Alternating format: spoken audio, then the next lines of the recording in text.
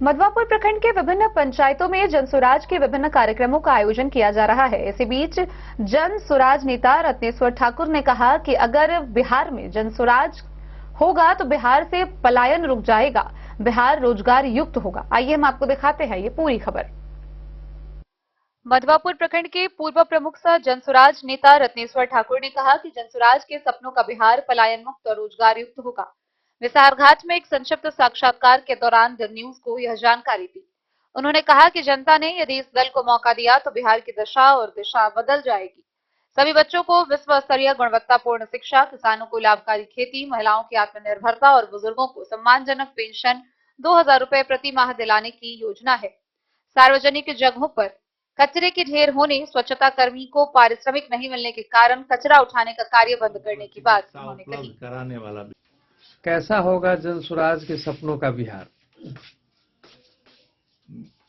जन स्वराज के सपनों का बिहार होगा पलायन मुक्त बिहार, रोजगार युक्त बिहार, विश्व स्तरीय शिक्षा से गुणवत्तापूर्ण शिक्षा का बिहार, खेती लाभकारी वाला बिहार, समृद्ध और संपन्न बिहार, बूढ़े और बूढ़ी को 2000 सम्मान वाला बिहार, 2000 पेंशन सम्मान वाला बिहार, इस तरह के और सबको स्वास्थ्य उपलब्ध चिकित्सा उपलब्ध कराने वाला बिहार।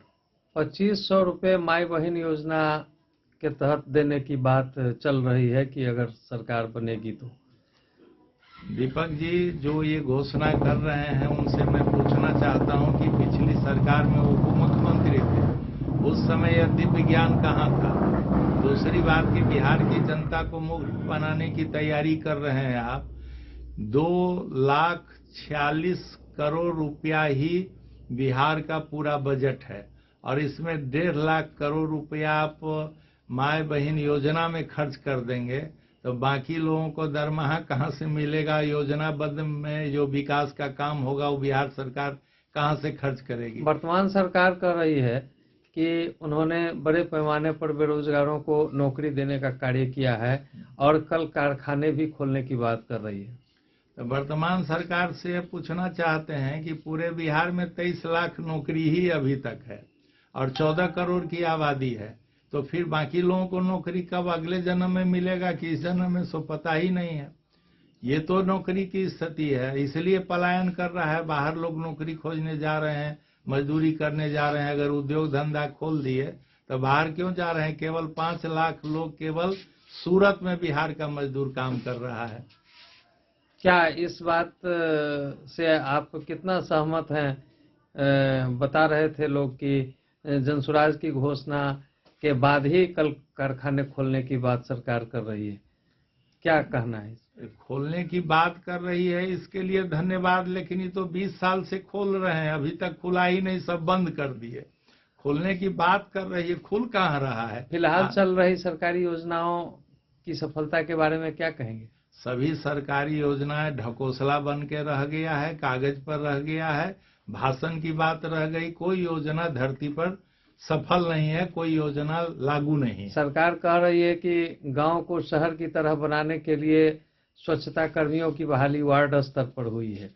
स्वच्छता कर्मी को तो दरमाहा ही सरकार दे ही नहीं रही। सभी स्वच्छता कर्मी घर बैठा हुआ है और गांव में घुसिए तो कचरे का अंबार दिखाई देगा आपको। यही स्वच्छता अभियान है। फिर आगे क्या संदेश देंगे हमारे दर्शकों के लिए? हम ये आपके दर्शकों को आपके माध्यम से कहना चाहते हैं कि नए बिहार बनाने के लिए, व्यवस्था परिवर्तन के लिए, संपन्न और समृद्ध बिहार बनाने के लिए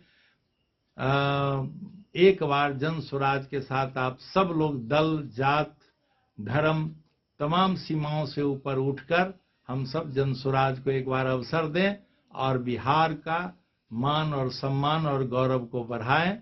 अपना परिचय दें। मेरा नाम रत्नेश्वर ठाकुर हुआ। मैं जन स्वराज का एक सिपाही हूं। मैं मधवापुर का पूर्व प्रमुख भी रहा हूं। बहुत बहुत धन्यवाद। आपको भी धन्यवाद। द न्यूज के लिए मधवापुर से एसके दीपक की रिपोर्ट।